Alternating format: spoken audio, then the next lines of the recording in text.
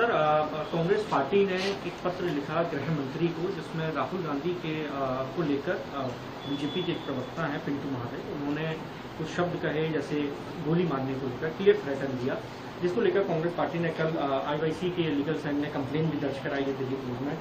क्या कार्रवाई चाहते हैं, और जिस तरह से लगातार राहुल गांधी को लेकर धमकियां दी जा रही हैं, उस पर आपकी क्या?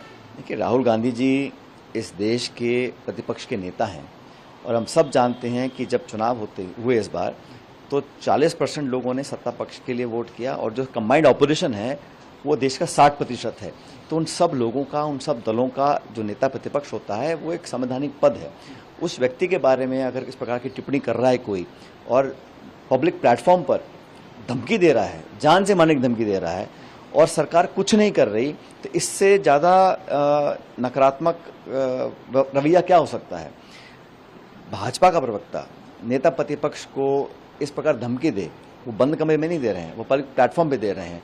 तो राहुल गांधी जी की सुरक्षा को लेकर सरकार ने अब तक क्या कदम उठाए हैं और इस धमकी देने के बाद उस व्यक्ति पे क्या कार्रवाई करी है, सरकार को उसका जवाब देना चाहिए। उससे बड़ी बात, जिस दल के वो प्रवक्ता हैं, भारतीय जनता पार्टी, उस बीजेपी ने क्या उसको उनको पद से हटाया है, उसको डिनाई किया है, उसको कंडेम किया है, उसको रिट्रैक्ट किया है? वो भी नहीं किया। तो प्रवक्ता जो बोल रहा था बोल रहा है, उस पर तो कानूनी कार्रवाई होनी चाहिए।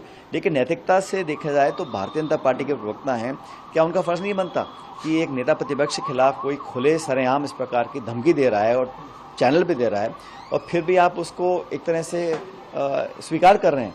उन्हें तो कार्रवाई करनी चाहिए ना। वो पार्टी तो उन्हीं की है, प्रवक्ता उन्हीं पार्टी के हैं और ऐसी धमकी देने से एक माहौल खड़ा कर रहे हैं। क्योंकि राहुल गांधी जी हर बार केंद्र सरकार को घेर रहे हैं, वोट चोरी को लेकर, संविधान के जो संस्थाएं हैं उनको जो तार तार कर रही केंद्र सरकार, लगातार उनको कटघरे में खड़ा कर रहे हैं। उसका जवाब ना तो सरकार दे पा रही है सदन के अंदर, ना सदन के बाहर।